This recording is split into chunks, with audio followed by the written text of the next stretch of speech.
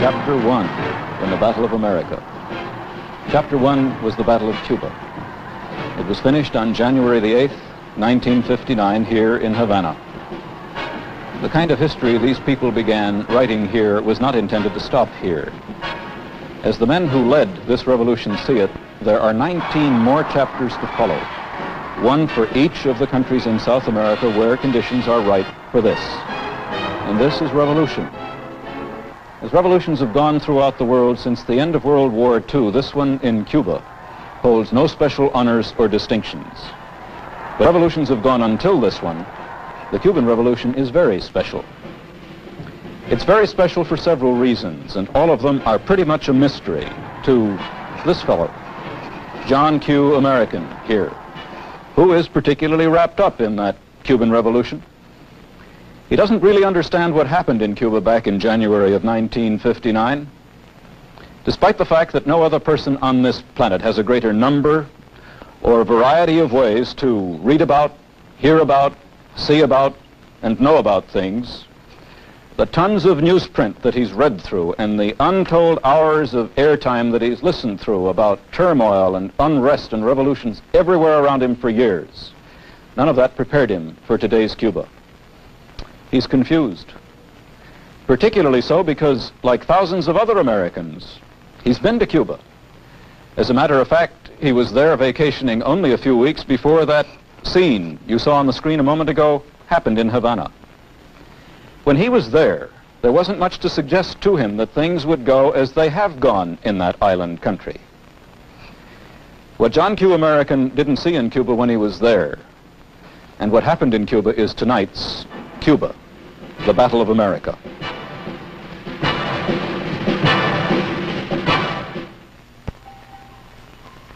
Main Street in almost any large city in any country south of the border.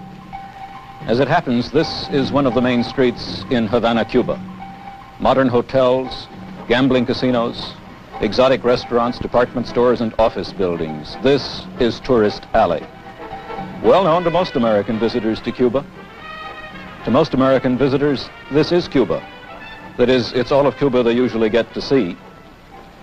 It isn't Cuba at all, of course. It's a transplanted bit of the United States, from the air-conditioned hotels to the table linen and silver serving dishes in the restaurants. Most of what you see on your screen was built by Americans, in fact. In Havana's case, much of that transplanted bit of North America was built by a very special group of Americans who have given too many of the Cuban people a somewhat peculiar picture of what life in America must be like. John Q. there had a whale of a time in Havana back in December of 1958, several weeks before Castro reached that city. I'm Albert Burke. I'll try to tell you how and why this was the case. He lost quite a bit of money at the gaming tables in the casinos along Tourist Alley, many of which were built by a group of American racketeers with the profits of the crime syndicates headquartered in New York and Chicago, which run most of the bookie operations, dope peddling, numbers and policy rackets, abortion mills, prostitution and poker houses here in the States. He enjoyed the excellent food served in the exotic restaurants along Tourist Alley, and many of them were built by the same men with the same kind of money. And although he doesn't go for that kind of thing himself, and he wanted that kind of feminine companionship, Havana was famous throughout the whole of South America for the quality of its red light district, conveniently located a few blocks away from Tourist Alley. And this is a business enterprise which has been set up and run by the same racketeers who shared their hard-earned Cuban pesos and American dollars with a number of Cuba's government officials for the privilege of providing such services to the vacationing public. All that was part of the transplanted bit of the United States in Cuba that made John Q's vacation there a delightful interlude, but left the visiting guajiro, the Cuban peasant, with a somewhat peculiar idea about what the American way of life must be like over on the mainland, a short 90 miles away. Tourist Alley is, of course, not the whole picture of American dollars invested in the Cuban economy, but it has always been the most spectacular part of that picture in Cuba. And there are tourist alleys all over South America. For a dangerously long time, they've been the most important blocks to John Q. Americans' understanding what really went on south of our border, what life was really like there. John Q., you see, is accustomed to the foam rubber mattress, tiled bathroom kind of life. He rarely moves away from this wherever he goes in the world. But there isn't much of that kind of world anywhere in Africa, in Asia, or in South America, except in the tourist alleys that have been set up to cater to those few of the world's 2.75 billion people who can afford to live that way. From tourist alleys, wherever they are, it's been very hard to see the seeds of the kind of revolution that spilled over much of the world since the end of World War II, and most recently in Cuba. Very few Americans are prepared now to see those seeds over all of South America, as Che Guevara, Castro's right-hand man in Havana, saw them last March when he described the Cuban Revolution as Chapter 1 in the battle for America.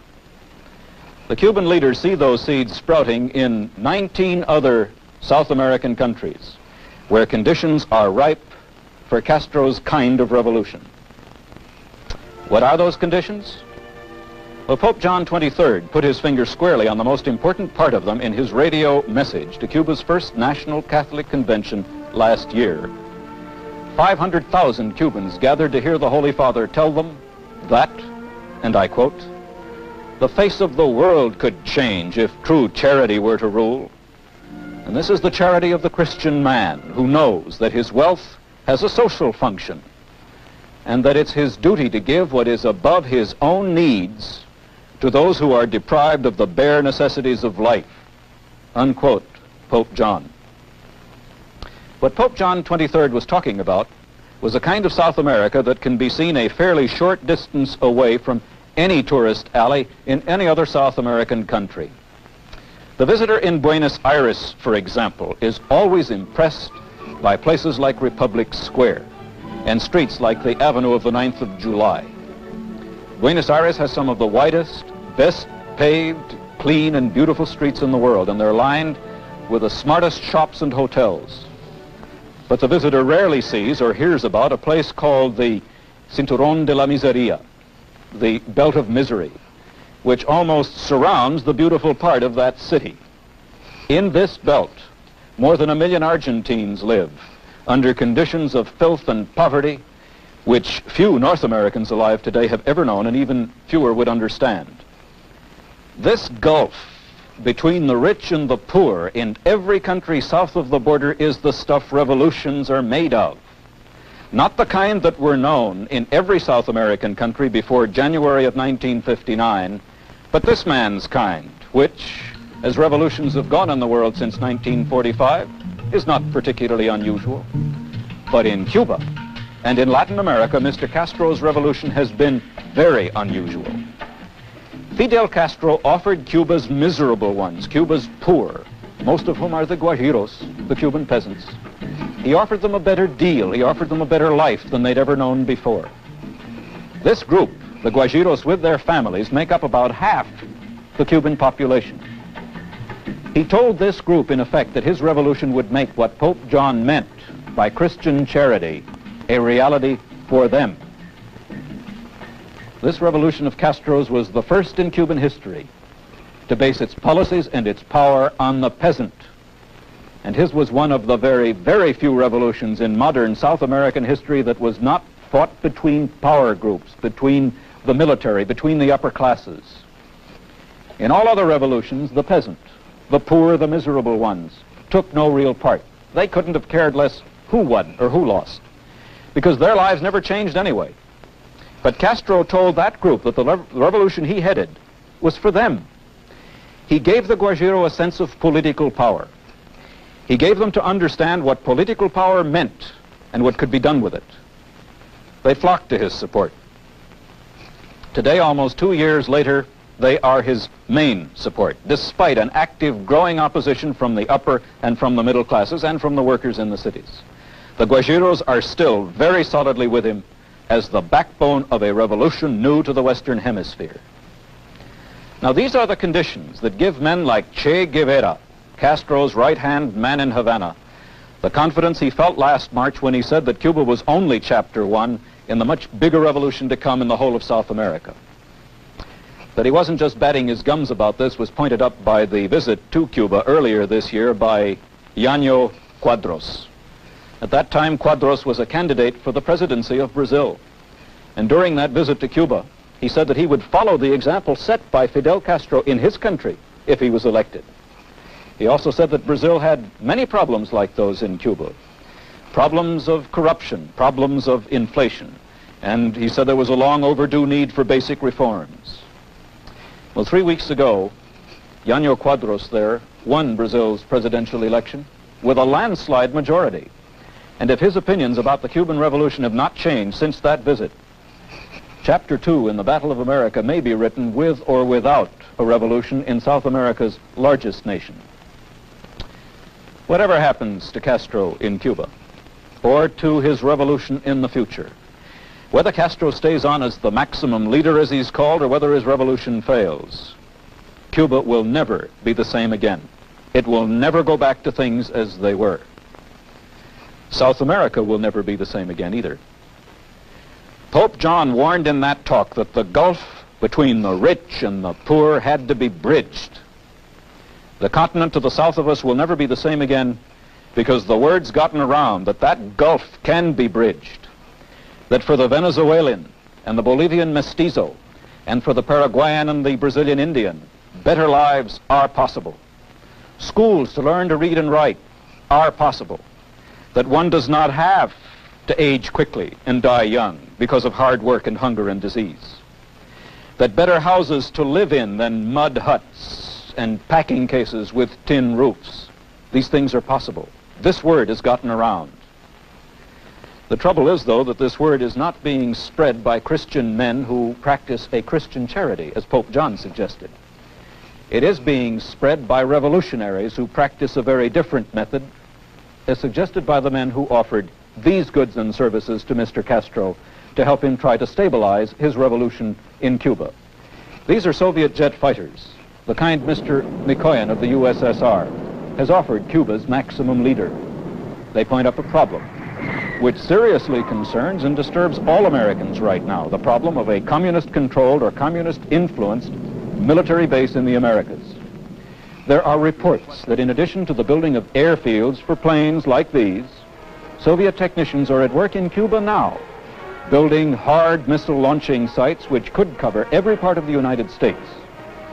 There are reports, too, about Soviet and communist Chinese technicians building submarine pens for possible future use by the submarine fleets of the two major communist powers.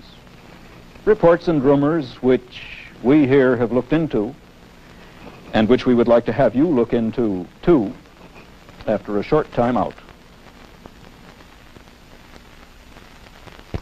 What we've heard about the activities of Russians and Chinese in Cuba today has come to us from men like Ray Robinson, for example, who was a pilot for Cubana Airlines. Robinson was a first lieutenant in the United States Air Force before that, and a short time ago he told our man in Miami, Alexander Rourke, about Soviet MiG planes, missiles, and submarines in Cuba. How many MiGs did you say that they have there? Well, at the time that I was there, the last count I had was somewhere around 35, but it's been a great lapse of time since that time, so they might have more because there has been quite a bit of shipping in and out of Russian and... Have you seen the Russians and the Czechs? Yes, I have. I've seen them on quite a few occasions, and also I've seen two red Chinese. Since just recently left there, they're coming out more and more in Cuba.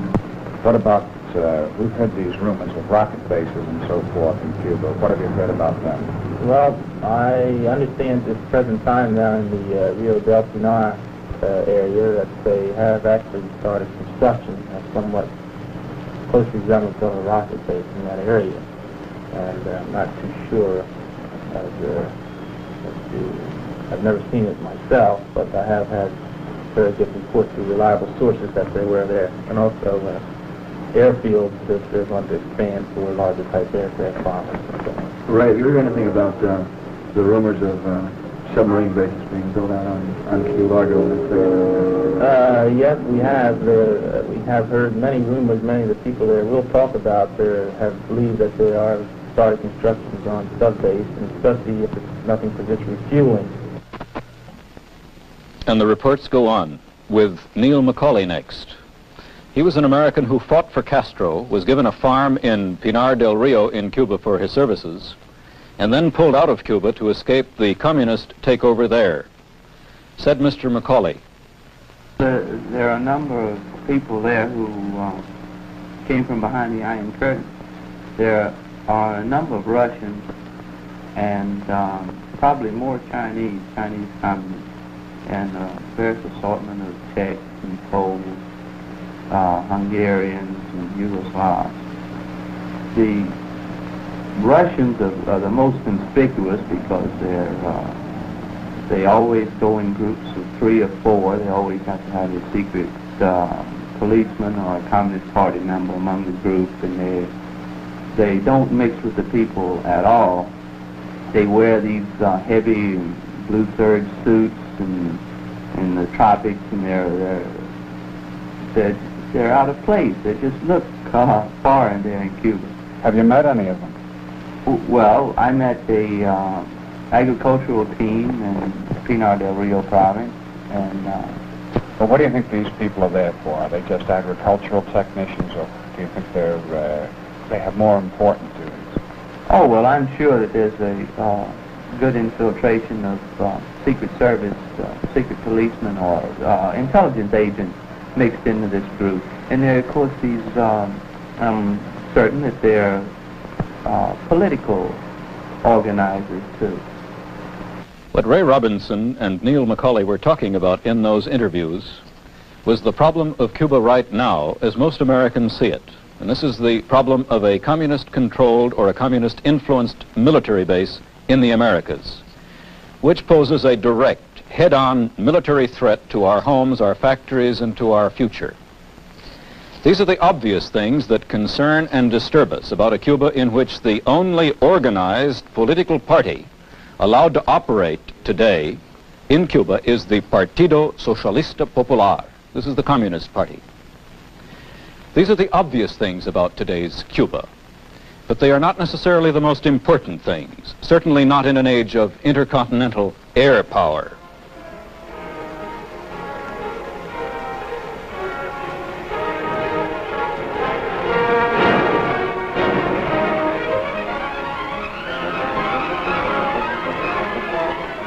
Intercontinental ballistic missile power. These, by the way, are Soviet rockets. But especially missile-carrying nuclear submarines, which Mr. Khrushchev informed the world in a speech 2 weeks ago were now operational and part of the USSR submarine fleet. The Soviet Union and Communist China are just as aware as we are of the enormous importance of the missile-carrying sub as a moving, hard-to-spot missile-launching platform. No base on land, whether it's Cuba or any place else, can compare with this in today's kind of warfare. Now, this does not mean that military bases on land have no value anymore, but it does mean that Cuba is not particularly important to a communist Russia or to a communist China as a military base. You see, the leaders of those two communist powers have other, bigger, and much more important goals in mind in South America than just a military foothold on an island in our front yard. Cuba is particularly important to the Soviet Union and to Communist China in other ways, about which John Q. American there, and that means all 180 million of us, knows little or nothing. Mainly because it's very hard for him or for anyone else to see men like these from the tourist alleys south of the border. These men seldom, if ever, get into the hotels, the bars, or the gambling casinos of those alleys. But these men, and what moved them to the kind of revolution they pulled off successfully there almost 2 years ago, makes that island, the island of Cuba, particularly important to both of the communist powers. What is there about those men and their revolution in Cuba that's so special? Well, something that this fellow is supposed to have decided about 43 years earlier, as he tried to make another revolution stick and work in Russia. The man addressing this crowd is Lenin, the father of his country, the first communist-governed country in history. Lenin had to face a problem soon after his followers had taken over the Russian Revolution to set up the world's first communist state, and his problem was that Russia was supposed to be only one of many states that would explode in revolution after the First World War. There was supposed to be a rising of workers and peasants all over the world to lead to a communist world. But this didn't happen.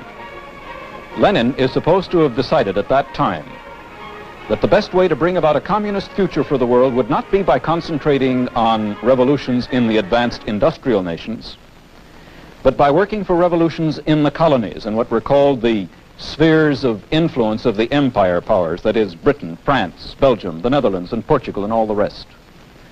Lenin is supposed to have phrased that decision in these words, and I quote, "The way to victory for communism over the West lies by way of Peking and Calcutta in Asia." Well, the experts on Soviet affairs have never been able to get together about this statement. Some say Lenin did make it, some say he didn't. But this doesn't really matter, because another Soviet leader did say much the same thing only a few years ago. This man, shortly before he died, back in 1953.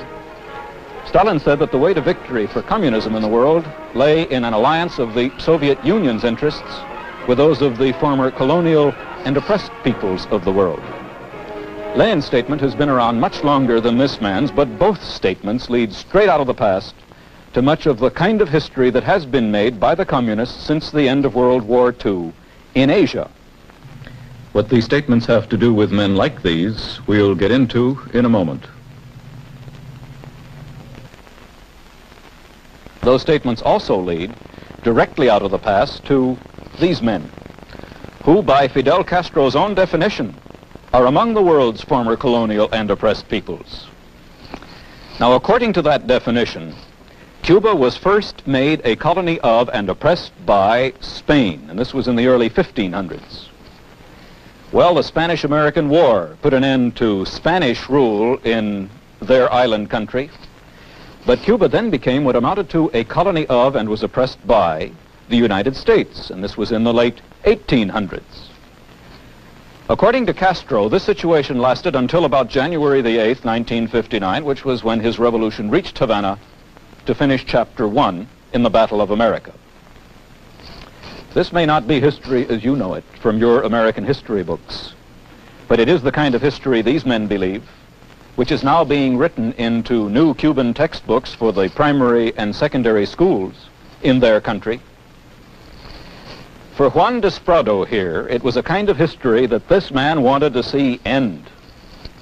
Juan had one burning ambition when he joined Castro in the Sierra Maestra Mountains back in 1956, and his ambition was to see Cuba free.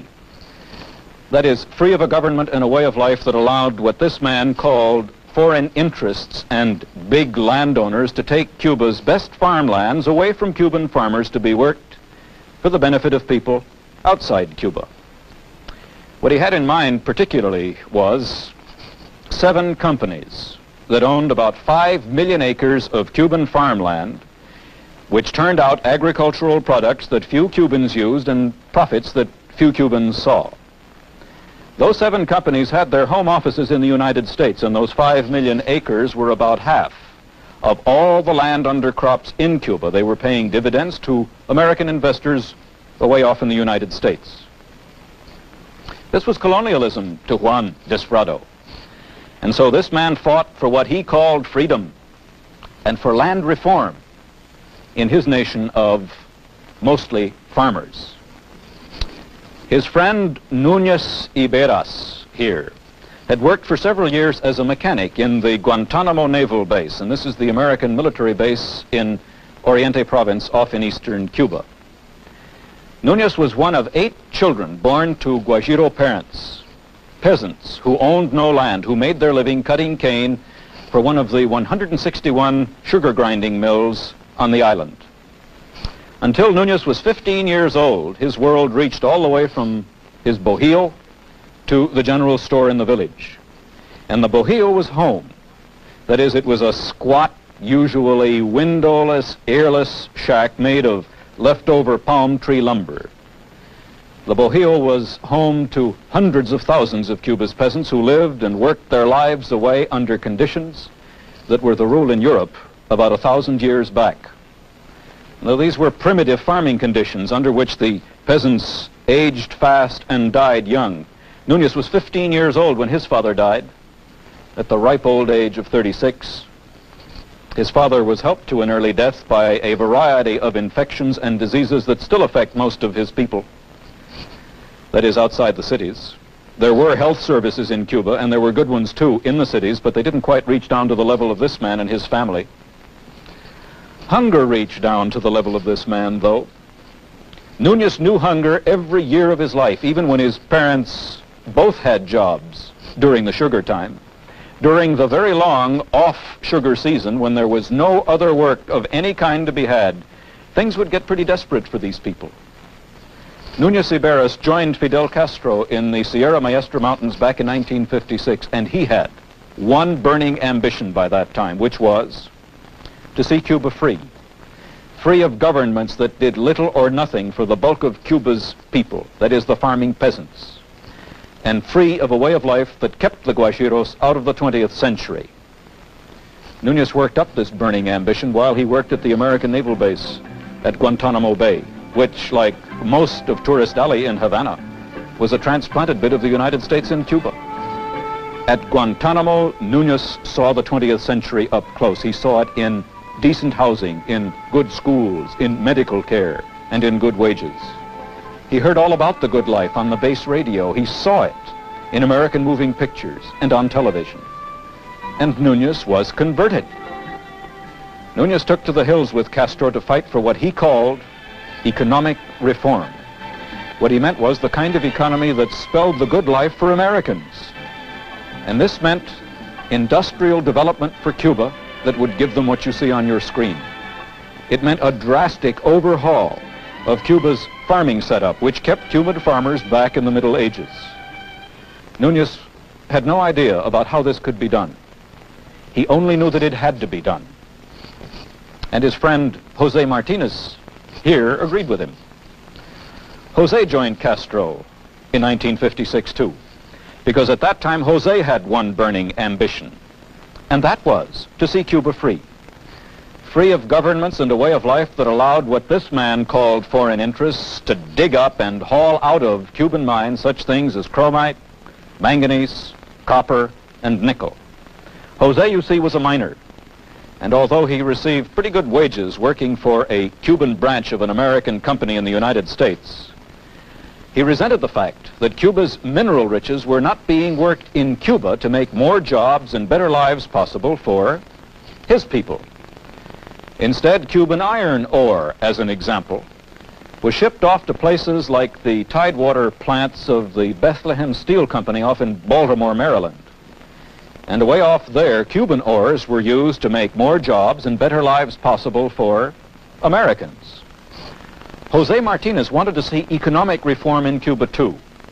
That is, the kind that would force foreign users of Cuban minerals and ores to mine them and process them in his country. As he saw Cuban history, ever since the year 1511, foreigners, first Spain, then the United States, had been pulling minerals and ores out of Cuba with little or no benefit to his people.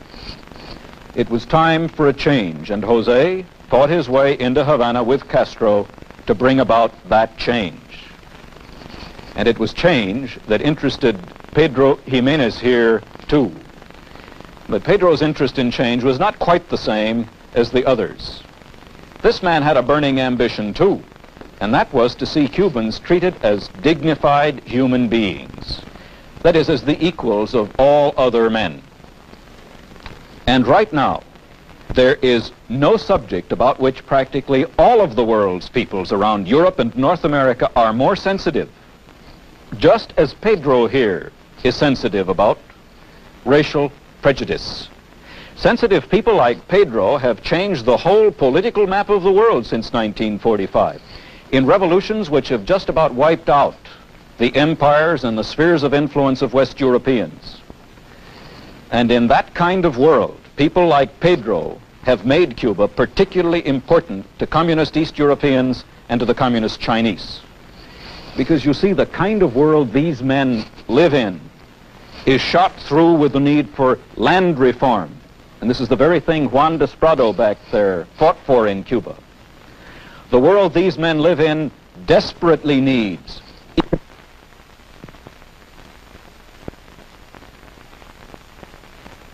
no subject about which practically all of the world's peoples around Europe and North America are more sensitive, just as Pedro here is sensitive about racial prejudice. Sensitive people like Pedro have changed the whole political map of the world since 1945, in revolutions which have just about wiped out the empires and the spheres of influence of West Europeans. And in that kind of world, people like Pedro have made Cuba particularly important to communist East Europeans and to the communist Chinese. Because you see, the kind of world these men live in is shot through with the need for land reform. And this is the very thing Juan Desprado back there fought for in Cuba. The world these men live in desperately needs economic reforms, industrial development to change the world from the poor agricultural place it is to the better, more industrialized place it could be, just as Núñez Iberes and Jose Martinez fought for this in Cuba.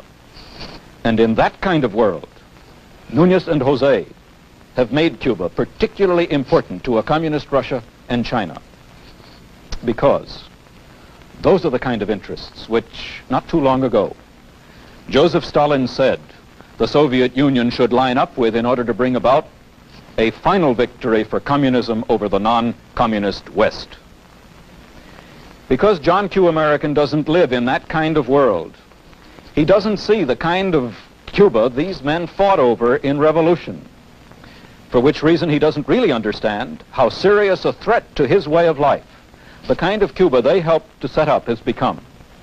Somehow, despite the fact that no person on this planet has a greater number or variety of ways to read about, to hear about, to know about things, there hasn't been much in the tons of newsprint that John Q. American has read through and the uncountable hours of time he's listened through to help him know how and why the words land reform have been and still are the stuff that revolutions are made of. He hasn't read much about how and why the kind of economic reforms that Iberas and Martinez want to see for Cuba is so hard for Cuba and for so much of the rest of the world to get. And unfortunately for millions of other Americans just like him, there hasn't really been much passed on to him through all those ways he has to know about things, which would disprove the idea that he really is a better human being than Cubans, or Indians, or Chinese, or Negroes, among others. After all, compare his kind of life with theirs. If those people had minds that were just as good as his, and if they can do things just as well as he can, why haven't they done what he's done to live so well? Well, let's get into that one after we have a short time out. About 2 months ago, I spoke to a half-dozen young people from different parts of South America who were in the Soviet Union as students here at the University of Moscow. Their tuition was free, their transportation was paid. All of them were from small towns and villages in their respective countries. When they finished their studies in this place, they intended to head back to those towns and villages. How did they feel about this opportunity? Very grateful, they told me. What kind of program was it that put them in that university in the Soviet capital? It was a special program that began 2 years ago in communist China and last year in the USSR to educate and train young Ecuadorians, Bolivians, Paraguayans, Peruvians, and the rest in the ideas and the ways of Marx and communism, and also a variety of specially selected subjects. Those young people trained here, sent back to their villages and towns, will wait for the day to do the things that have to be done to stabilize any revolution. If and as Castro's revolution goes well, and with communist help, The next 19 chapters of the Battle of America are written. The students trained there will have their chance to step into power in their countries, and there isn't much doubt about this. This will happen for very much the same reasons that Cuban communists are moving into power in Cuba now. You see, Fidel Castro could fight a revolution without people trained in economics and in finance and in problems of transportation and communications, without training in running businesses and industries and agriculture. But Castro could not stabilize his revolution without such people. When I asked those young South Americans at the University of Moscow this summer what courses they were taking, interestingly enough, they were studying economics, finance, problems of transportation, communications, and the rest. It's an important characteristic of revolutions that they leave political, social, and economic vacuums, because the people who run revolutions find that they cannot trust the people they revolt against. And in order to make their futures secure, they often use very effective methods to make sure that people like these will not endanger their revolution. This fellow on your screen may have been trained in some important field of government work, but to these men, he's the enemy. And in dealing with such enemies, the way you are about to see, what you are about to see, is the stuff that vacuums which follow revolutions are made of.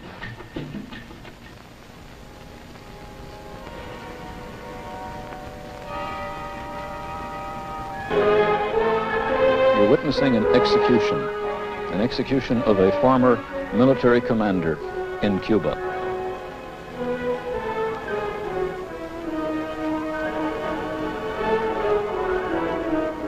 He's been given the choice of giving the command for his own execution. And so enemies disappear in revolutions. You see, it's an important characteristic of the vacuums created by revolutions. It's an important characteristic of vacuums, as any good physics textbook will point out, that vacuums can be filled and filled easily. Who was there in Cuba among those Castro and his revolutionaries could trust? And by that I mean not from the upper or the middle classes or from the workers either, because those groups had been in with the government Castro threw over. Who was there in Cuba among the farming peasants, particularly from those small towns and villages, who could step in to fill the vacuum after Castro came to power? Where were the non-communist, educated and trained people from those small towns and villages to fill that vacuum?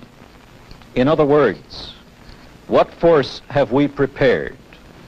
What force are we thinking about preparing now, as the Soviet Union and Communist China are now preparing those young South Americans in special schools?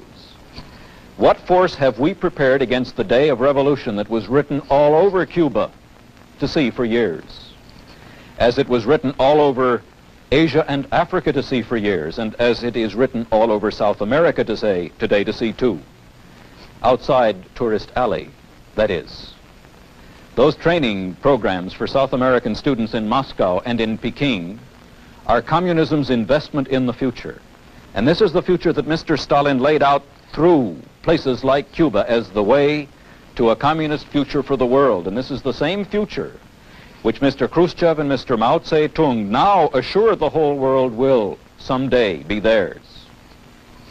What investment have we made, or are we thinking of making, to see to it that that future will not be Khrushchev's or Mao Zedong's?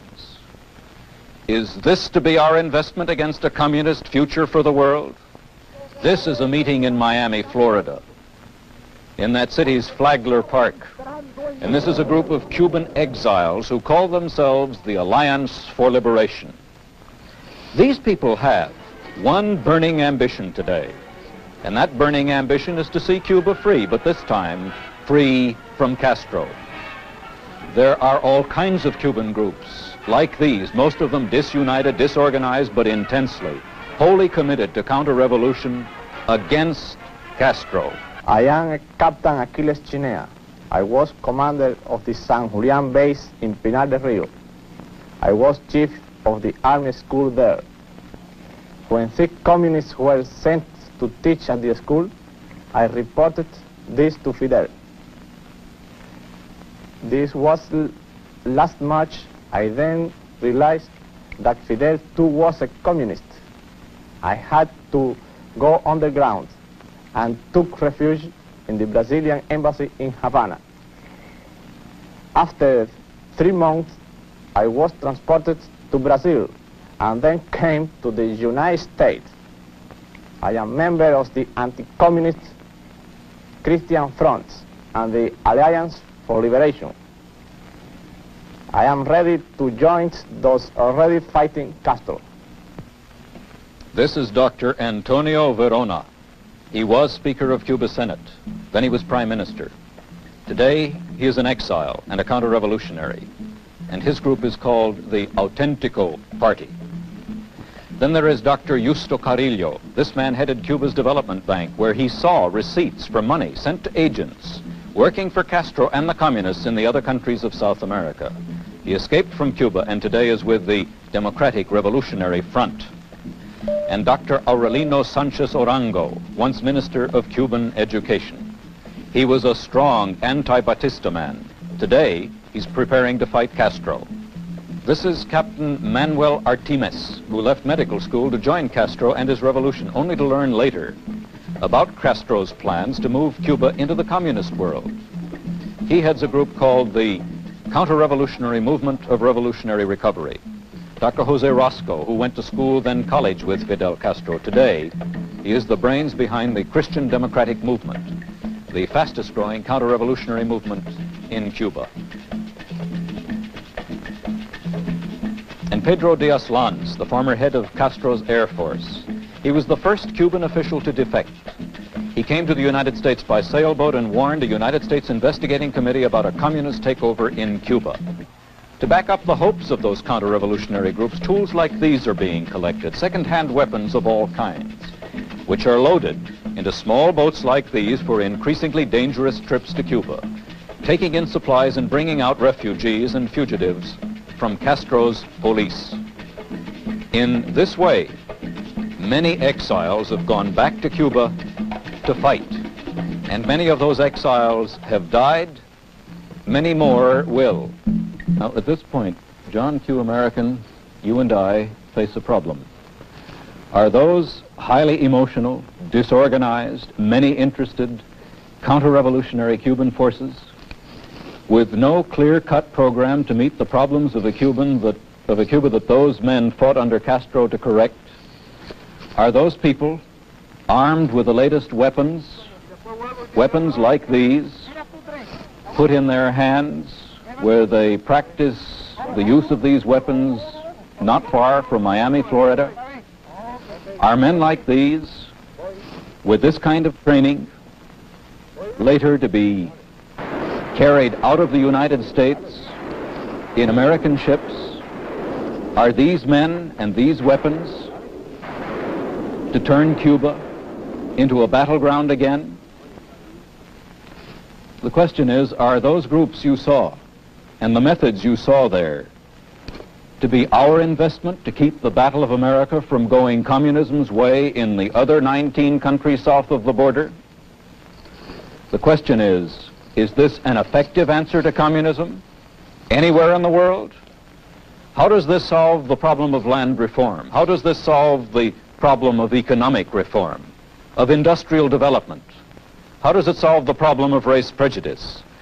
As these things are the stuff revolutions are made of in today's kind of world. Let's go to Mr. Macaulay again to get a view of this. Do you think that the United States should intervene, or just what do you think is the solution? Well, Ellis, I don't have a solution. This is a tough problem. I'd like to see some steps taken. I don't know what the United States can do as far as aiding the Cuban people in ridding themselves of the communist dictatorship. I think something more has to be done than we did in Hungary. We've got to give these people some sort of help, but just what help, I can't say. What about the possibilities of the Cubans within Cuba and the exiles from outside doing something? Do you think they have much of a chance? Frankly, I don't think they have much of a chance. The situation gets worse as time goes by. The chances of overthrowing Castro diminish with time. The Russians are getting a stranglehold on Cuba now. They're sending in the arms, the equipment, the planes, the tanks, everything Castro needs to put down any popular rebellion. There's more to come on this subject in just a moment. We live in the world of the Juan Desprados and the Jose Martinez.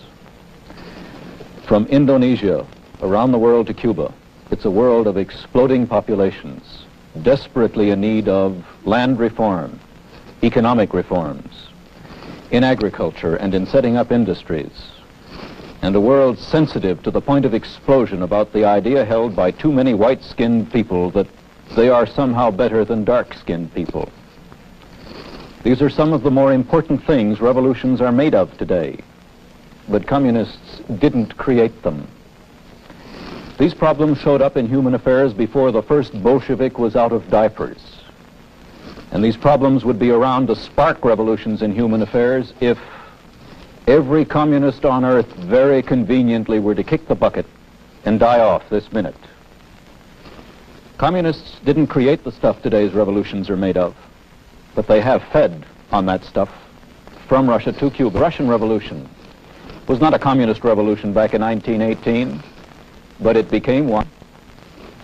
And nothing did more to keep the communists in business in that country about 40 years ago than the idea that was tried then by this country and others in Europe to deal with the stuff of revolution there by backing Russian counter-revolutionary groups with bullets.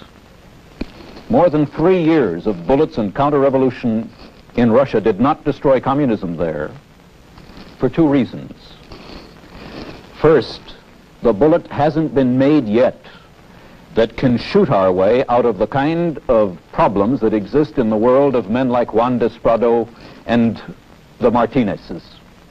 Second, that was the easy answer to problems that have no easy answer. Cuba is not Russia. With today's weapons, that country, that island could not only be overrun, it could be wiped out in minutes. But Cuba is like Russia in the sense that bullets and counter-revolution are no better solution today for the problems of land reform, economic reform, and exploding populations than they were 43 years ago in Russia. Look hard at history as it happened, particularly during the past 15 years. 15 years and some $90 billion after World War II, despite all the military pacts, the treaties, and the defensive alliances we've put through in the best top hat, cutaway coat, and striped trouser kind of diplomacy.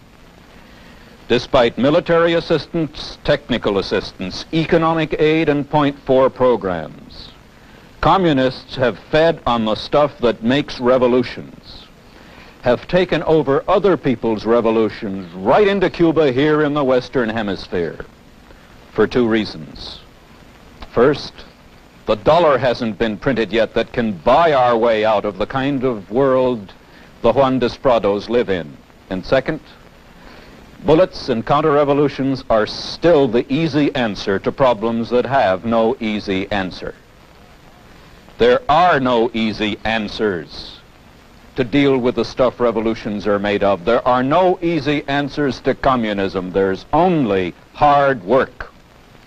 Hard work by each individual thinking and voting American, who must work hard to understand that the key to the survival of our way of life today lies in dealing with the kind of world those men live in. Not just understanding it, but willingness to work in it, away from the tourist alleys and the tiled bathroom kind of life, to defend America. And not just in the battle of America, which Mr. Castro has in mind for South America, but in the battle of the world, which communism has in mind for this whole planet. This means hard work to face head-on and deal head-on with the problems of exploding populations, land reform, economic reform, but most important, the demand by human beings everywhere, even here at home, for dignity. To do this by other means than bullets and blank checks passed around by blank minds. Until we do this, it will not be communism that wins the world. It will be democracy that loses it. I am Albert Burke. We haven't finished with this subject. We'll be back. But thank you.